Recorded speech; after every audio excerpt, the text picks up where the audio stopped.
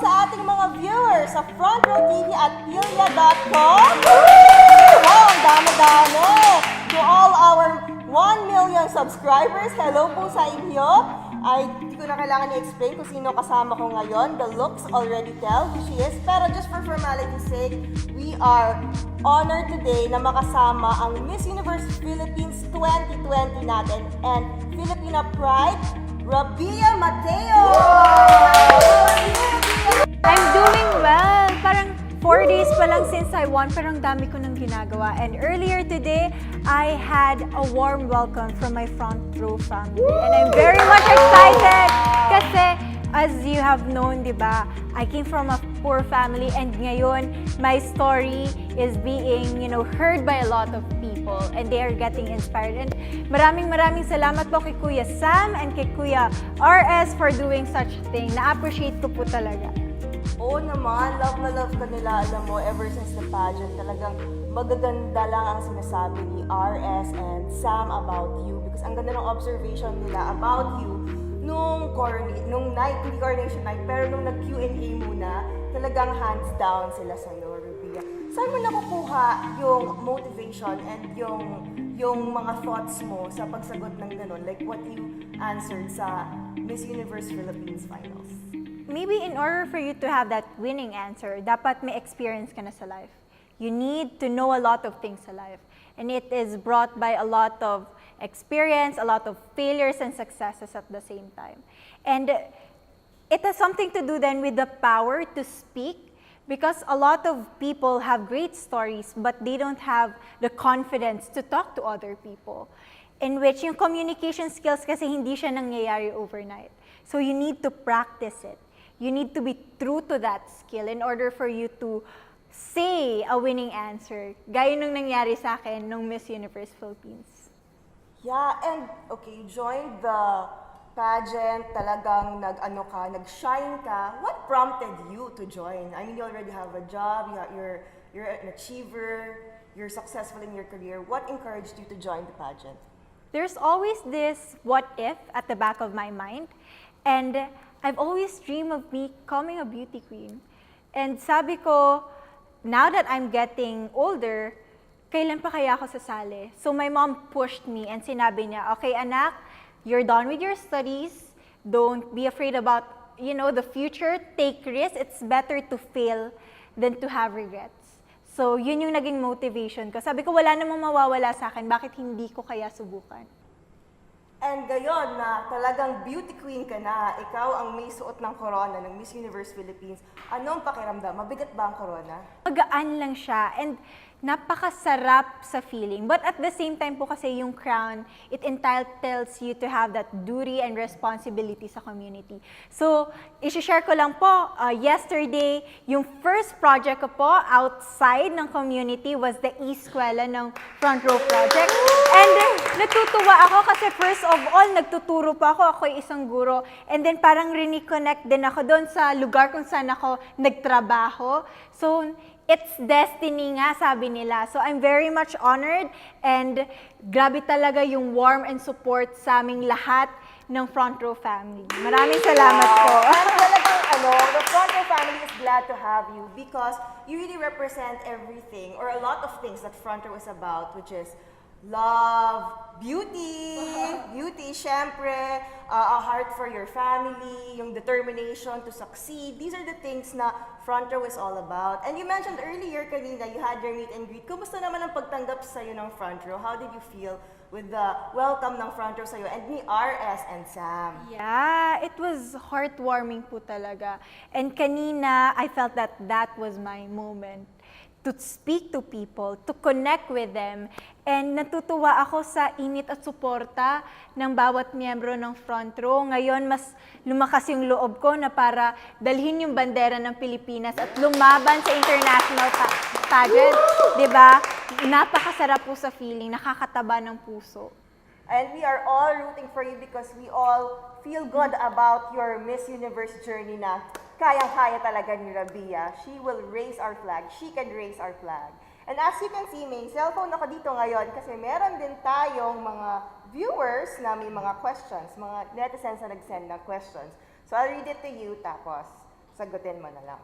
Okay, first, if you were one of the last two candidates standing in Miss Universe 2020, which country rep would you want to be holding hands with?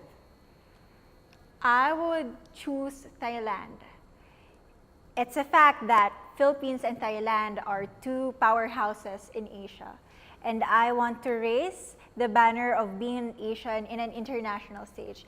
And I've talked to Amanda, she's really nice. So I want to share that moment with her if given the chance. Nice.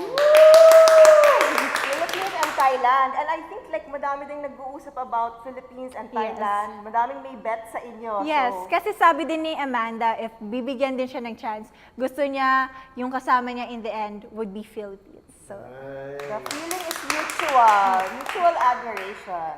Second question, is a candidate's advocacy essential to win the crown, do you feel? no, you can't fake anything. But we were encouraged to do something that we're passionate about.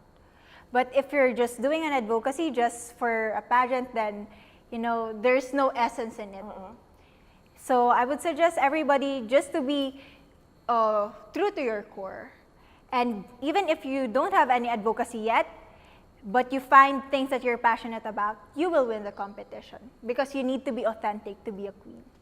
Tell us about your foundation that you're an advocate of, yung Feed Me and I Read You, because I heard you mention it. So I want to learn, we want to know more about your foundation, what it is about, how long have you been part of it, what encouraged you to join the organization? I'm actually part of this charity for months already, right after I won Miss Iloilo. And this project aims to conquer hunger and at the same time to improve the learning capability of the child. So what we do is that around the dump site, we have this feeding program for the undernourished and malnourished children. And right after that, we would tell them stories. We would read them stories with moral lessons. So it's like you're boosting them in believing their dreams and at the same time telling them what is right and what is wrong. That's interesting. And have you heard from your organization ever since you got crowned? Actually, I've talked to the head of Miss Iloilo organization and the head of Feed Me and I Read You program, and they are planning for a homecoming. So I can't wait to be back, to be home. And I'm hoping that it's gonna be on my birthday, which is 2 weeks from now. So let's see. Kung ano na ba, pwede na ba mag-fly nowadays? Yes, I Madali think naman. there's gonna be a sponsor for a private plane. Oh, So I'm gonna bring wow. Miss Universe Philippines org with me when I go home. Spread the love. What do you miss most about home ngayon na nasa Manila ka? My own question. Mamaya ko na babalikan to. I want to know more about Rabiya. I miss my mom. If I only had a chance, you know, I want her to be with me. I want to share this victory with her, to touch her, to kiss her. But because of the pandemic, we need to have restrictions, and it's for the best. So when I go home to Iloilo, the first thing that I'm gonna do is to hug my mom, to give her kisses, and I know it's gonna be a day full of tears, but happy tears. First time mo ba mahiwalay sa mom mo ng ganong katagal? No, actually, I've been working here in Manila for na. 2 years already. And I've been separated with my mom quite some time. But during the lockdown, the good thing is I was able to go back to Iloilo. And then there, I was able to reconnect to her, and she was able to become the mother that I missed. Being independent, sometimes you focus on yourself, you focus on your goals, and then you forget to become a daughter. And during this lockdown, I realized that my mother is growing old, and I need to give back to her. In not just in finances, but you know, the responsibility and the respect of being a daughter. What a wonderful daughter. Your mother is lucky to have you as her daughter, and I'm sure the other way around as well. Pero balita ko, narinig ko, may lumabas na article na may love life si Rabiya. Long term na. So ano, LDR ba kayo ngayon? We used to be LDR, and then he followed me here in Manila. Wow. So that's true love. Because it's very difficult to handle a relationship once you're far with each other. And somebody needs to make a sacrifice. And that's how things work. Sometimes you need to understand each other. And if you need to give up something, that entitles you to, make that relationship grow stronger, then sometimes you need to do that sacrifice. And I'm very much happy that he had his efforts just to show how much he loved me. And this is now my time to stay with him, because I won't be the queen that you are all looking at if he wasn't there for me back in the days. Wow! So talagang love wins! Yes. Love wins for Rabiya, check! Nung nag-pageant ka, throughout the pageant, todo support naman siya sa'yo. Sobra. Like, he've been telling me that when I was feeling down and I felt that I'm not gonna win, he would tell me that, no, I can see you with that Filipina crown, and he's been pushing me. And the good thing about him is that he's understanding. He just made me a promise not to leave him, and I'm gonna do my best to fulfill it. Make him proud. Yes. Make him proud and make your mom proud. Bumalik tayo sa mga netizens natin, baka magalit. Okay, from our netizens, aside from your physical attributes, which part of you do you think is more Indian than Filipina? More Indian. Probably my dedication to my studies, because my mom would always tell me that back in the days when my dad was studying medicine, he would just eat egg and rice. He would sacrifice a lot just to buy his books. And I feel like I got that aspect in me, to have that love for education. Ang Indians talaga mahilig Yes. mag-aral. At saka mahilig sa math. Alright, what experience in your life has affirmed to you that you are meant for something great in this lifetime? When I started to have an impact in other people's life, then it felt great, and I realized that I want to do that. I want to reach a lot of people and keep doing that. So that's when I decided to join pageants and make a difference. Alright, okay, what's your message to your dad? To my dad, deep down in my heart, I know that I'm gonna see you soon, and I can't wait to hug you and to tell you how much I love you. So thanks, Rabiya. Thank you. Alam niyo si Rabiya, talagang from the heart ang mga sagot niya dito. Kasi ang mga questions ito, she had no idea na tatanungin namin siya ngayon. Talagang I'm clueless. Yung mga nag-send lang sa amin ng message na mga netizens for Rabiya to answer, and she answered so well. Kaya alam niyo talaga, like, she's a queen and she speaks from the heart. And right now, actually, we can see you have a long journey ahead of you. And I heard that you constantly, regularly take your luck supplements. Is that why you're here? Yes. Luck supplements from Front Row. How have these so far helped you in your Miss Universe journey? I'm very much happy that Miss Universe Philippines organization partnered with Front Row, because during the course of the competition, we were all stressed. I mean, physically, emotionally, and mentally. And this supplements had helped us to conquer that journey with a healthy body, with a healthy state of mind. And at the end of the day, before you get to serve other people, you need to serve yourself first. And I'm very much thankful that Front Row had invented and produced such products, because I've been benefiting myself with this, essentials, and I can't wait to share to everybody so that they will experience my Front Row experience.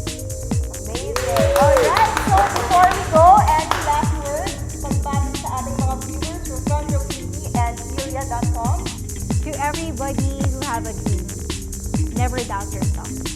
Sometimes things may be challenging and you're gonna have a lot of struggles in life, but never doubt yourself, because you're like a diamond in the rough. God is just testing you, and with enough pressure and time, you will reach your brightest form. And look at me right now.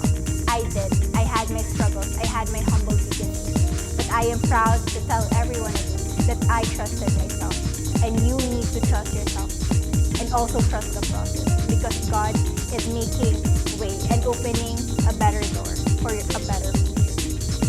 Yes, we love Rabiya! Alright, and sa lahat ng mga nanonood ngayon, hindi pa kayo nakasubscribe, please subscribe to Front Row TV and Julia.com. Yes. Be subscribed, guys. Thank you so much for having me, Miss, on your show. Woohoo!